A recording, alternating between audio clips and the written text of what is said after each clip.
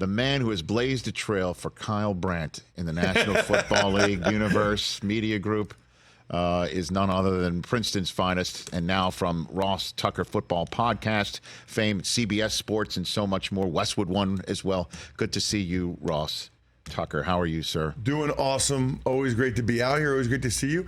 I'm really looking forward to tomorrow when I'm going to learn from this guy named Rich Eisen at the NFL's broadcast boot showing camp. up. Hey, I'm showing up. Wow, bringing the big guns. No, stop. It's every year. It gets bigger and bigger every year, and more players who are young and still quite active with years you would think left on their football careers are showing up and trying to figure out what the next step is.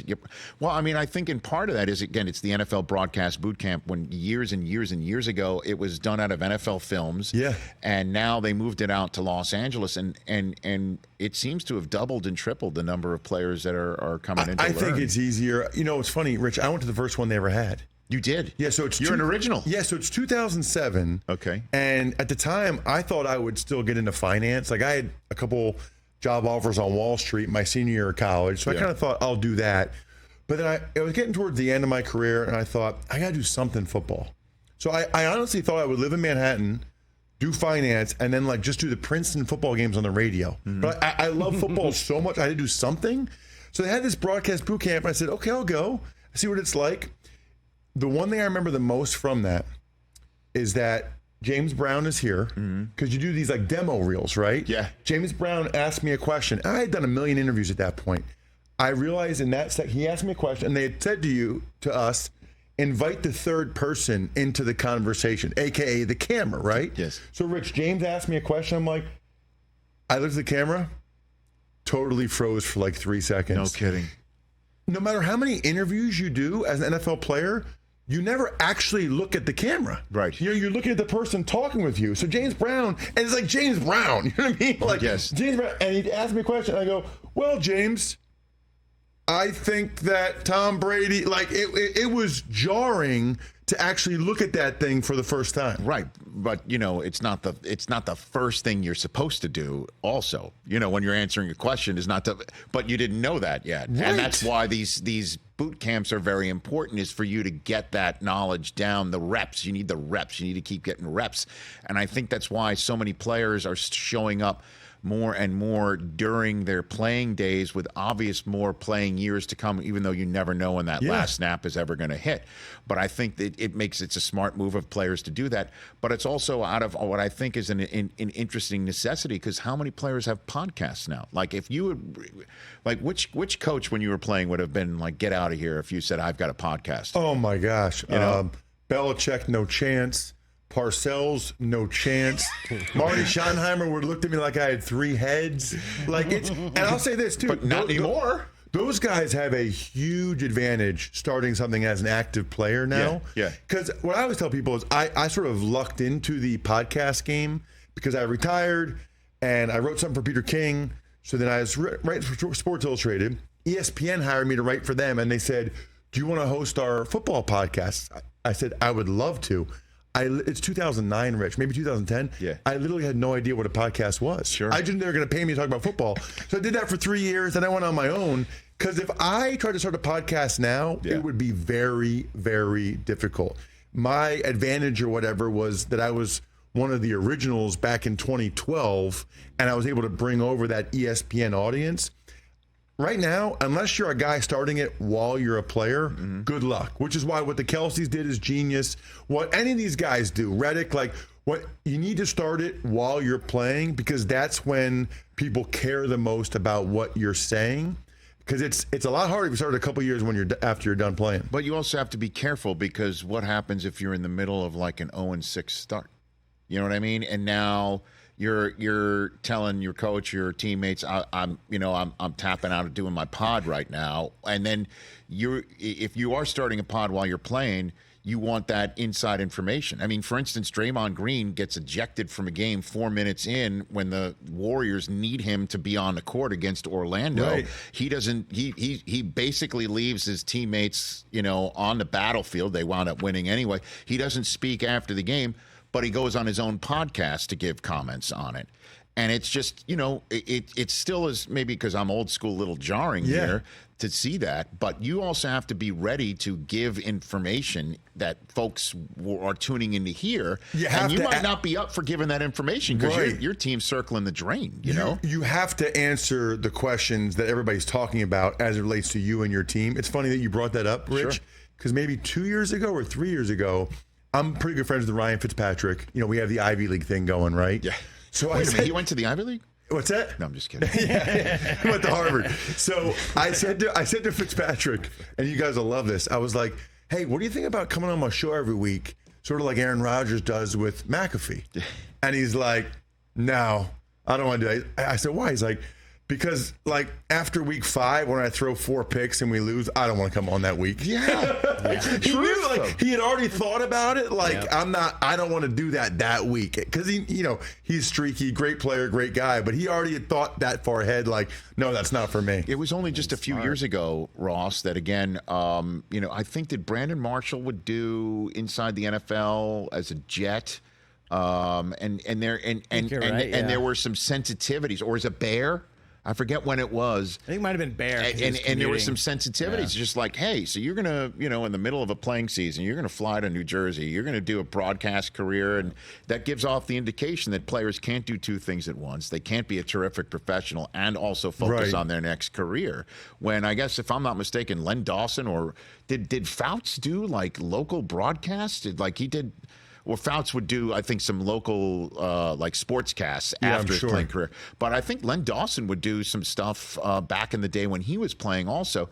I think the stigma is removed now, though. I think it's totally, everybody expects everyone to have a pod and still talk about it, and it's to their benefit. It really is. It's interesting timing, Rich, because I just saw this week people are now talking about Micah Parsons' act wearing thin. Yeah, what's up with that? In Dallas. I saw that. And I think part of it is because he does have his own show and he does have an opinion on everything. Mm-hmm. So it really is interesting because there's that balance between you can really get paid doing it while you're a player, and if you want to do that stuff after you're a player, you need to start it while you're a player, but you also don't want to put your current team in a bad situation. And I think I don't know what the Cowboys people saying. I mean, I know this. He's one of the 5 best players in the league. Yeah. So every other team would take him. I don't know what's wearing him. Every other team would take him.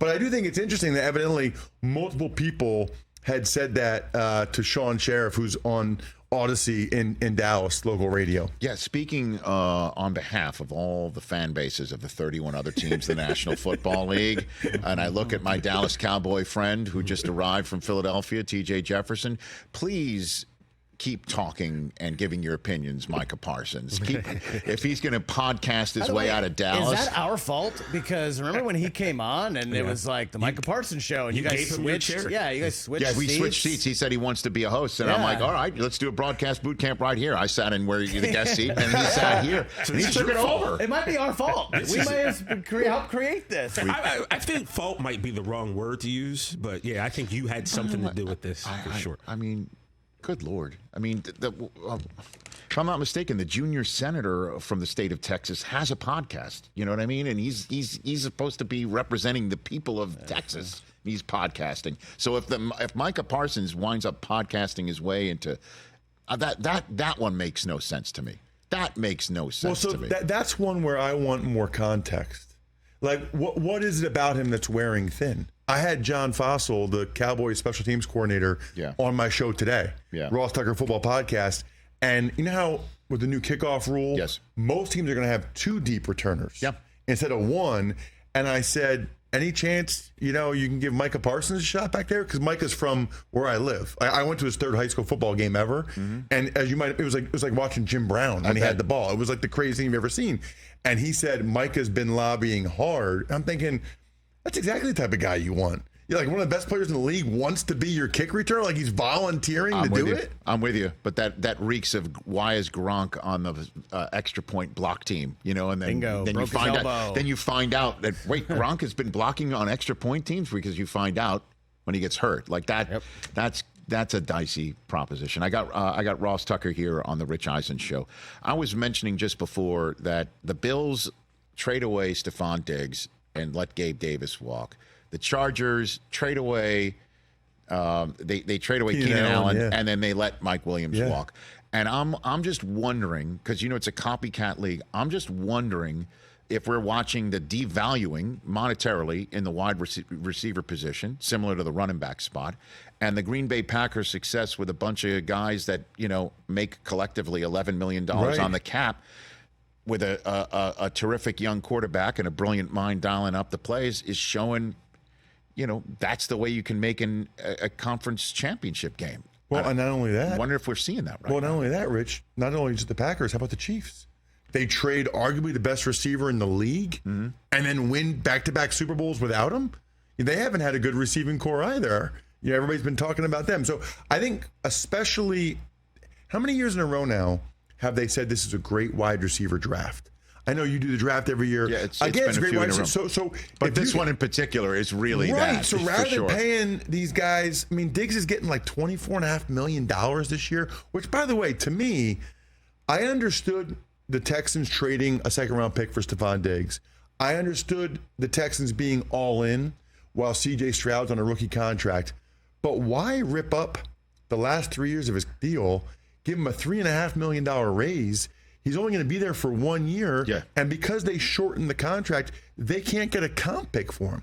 A second-round pick for Stefon Diggs for $24.5 million for one season, that's a lot. So I do think, to your point, Buffalo and the Chargers are following the model a little bit of the Packers and the Chiefs. But the Texans are going the other way. I don't think he's a better player. I think it's probably comparable now between him and Nico Collins. Like, he might not even be the Texans' number one. Which is fine. Which is, I listen, the Texans, the two that they traded was the two that they got from Minnesota in flipping, down 19 spots out of the first round. Right. So it's something they've decided they're drafting, if you will, Stefon Diggs with the second round choice. For 1 year. For 1 year. But again, we don't know what's going on with Diggs, okay? Right. We don't know what was going on with Diggs in Buffalo with Josh Allen and what's going on there. And if you are saying,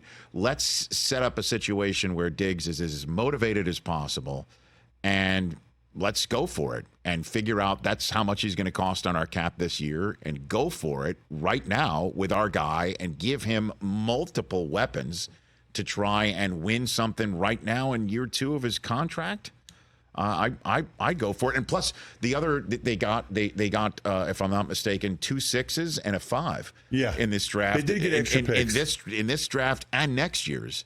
So you might as well, you're trading out of the first. You're going to go get Stefon Diggs with your second round draft choice. You got extra draft choices. You also loaded up with Danielle Hunter on defense and. The rest of this, Autry. They got some really good players. Yes. I kind of dig what they've done. So, I love that they're all in on Stroud's rookie contract. I wonder about the opposite effect of him being on a 1 year deal and going to be a free agent after this is, what if he's not getting the ball? I know he's motivated, but what if he's not getting the ball that much? What if it's going to Tank Dell? What if it's going to Dalton Schultz? What if it's going to Nico Collins? Does he get frustrated? I distinctly remember, Rich, one game where we had a rookie wide receiver who was really good, and he had a couple long touchdown catches in the game. And I'm not saying the team or the name because I don't want to embarrass the guy, but we had a veteran receiver who was very frustrated by the young receiver stealing the thunder that game. Mm-hmm. So when the veteran receiver caught a pass over the middle, took it to the house, I went in to celebrate with him, and I said, heck yeah. And he said, get the bleep away from me. Like, he was so angry that the ball was going to the rookie receiver and not him. And I think he felt threatened with his number one receiver status because the young receiver was coming, that he was, I went to high five him. He said, get the bleep away after he just had like a 40-yard touchdown. Receivers are a totally different animal than any other position that I've been around in the NFL. Ross Tucker here on the Rich Eisen Show. So what do you think the story of this free agent season entering the draft is right now? Like, who are you, just going really macro on it for you right here? Yeah, well, I do think the Texans are one of the biggest stories for sure. I think that the entire Chicago Bears Justin Fields situation is interesting. Because it leads to the Steelers as well. It ropes Well, yeah, them but into. also, and that's the other thing. Like, I saw, we were talking about this on my show, but the Steelers' season win total is 8.5 for this year, right?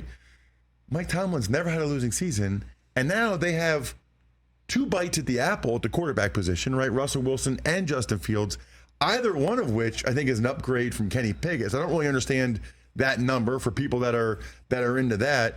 But then the other thing is, like, everybody's talking about how great Caleb Williams is, right? And I'm sure he's very good. Fields is bigger. Fields is faster. I think Fields has a stronger arm. So it just goes to show it's not all about physical ability. I think it's the natural feel in the pocket that Williams has, the accuracy, because I don't think anybody will say that Fields is a better player. So that's interesting to me as well. And then the number 2 pick, there was a rumor like a week ago for a while that the Commanders liked J.J. McCarthy and they might be taking J.J. McCarthy. And I thought, really? Like, that seemed like a smokescreen, but why, if you're the Commanders, do you need to have a smokescreen? If everybody knows the Bears are taking Caleb Williams number 1, essentially the Commanders can take whoever they want. I don't think that's going to happen. I heard Schefter recently. It kind of sounds like the Commanders are going to take Jaden Daniels from LSU. Yeah, I mean, everybody's talking about Jaden Daniels at LSU being the most pro-ready and having the best season, and obviously he had some of the best weapons as well, and he also has a two-way game that potentially the other quarterbacks in the draft don't have. If I would be stunned. I would be stunned if it's Drake May over Daniels. I really would. What about McCarthy? Of course, the same thing. Yeah. I'm just wondering if we're going to have 4 quarterbacks start it. Like, who's going to be the team that trades up to the 4th overall selection to get whoever's still remaining on the board, assuming it is my guy from Michigan. So, as a Michigan fan, yes, sir. What's your retort to the people that talk about how they didn't throw the ball that much, and they didn't throw the ball in certain situations where it's almost like they took the ball out of McCarthy's hands. And thus it's a detriment. That's the negative that you hear. Thus it's a red flag for J.J. McCarthy. That's what some people say, yes. Okay, and what's my retort to that? Yeah. You're a moron. I was going to say, Ross has not been tuning in. I mean, other things going on during our show. It's understand. Clearly. Understand. In the last, 4 months. You're a moron. Is that too harsh a retort? Come on. No, you could be. Come on. Harsher, I think. Let me just say this. There's 2 ways of answering that question. The first one is Michigan's DNA and Harbaugh's DNA, as Chargers fans will find out, is mashing up front. Did you see Jim's response about the offensive line position that he gave at the owners' meeting about how the offensive line is what it's all about? You heard that, right? Oh, I loved every second of it. Sure, you did. He's a former quarterback saying that too. Okay, and I thought it was brilliant. So that's what he's all about. He's about dominating the line of scrimmage and having a special running back like Blake Corum and the rest of that position group. Sometimes it would rule the day. The game in which they ran 32 straight times, Michigan will not tell you off of Penn State. They will not come out and say, I think McCarthy was hurt. Number 1. Number 2, they had a major problem trying to block on the right side of their offensive line. So they're going to just start running the ball, and they did not need to throw it. I don't think McCarthy was ready to throw it. And the games that he needed to throw it, he threw his long, deep passing is exactly what we needed. I'll say we, even though I wasn't on the field. Exactly what Michigan needed in the game that they won in the Horseshoe. The second of 3 in a row against Ohio State. His deep passing, his accuracy, his guts, and his determination is exactly what you want at the position. He is Jim Harbaugh's spirit animal. That's one way to answer it. The other way to answer it is you tell me another 20-year-old that might be sitting there, because he was 20 at the time, another 20-year-old sitting at the time thinking about, maybe this is my last year at Michigan. I need to get my draft stock up, and I'm going to watch Penn State, Michigan go down with me handing it off 32 straight times, and I'm going to be cool with it. I'm not going to say a word. Nothing's going to come out of the locker room about me bitching and moaning about where's my stuff, where's my moment. Get out of here. He never did that. He would never think about doing that. He is a winner, and he is a guy who says there is no I in team, and he means it.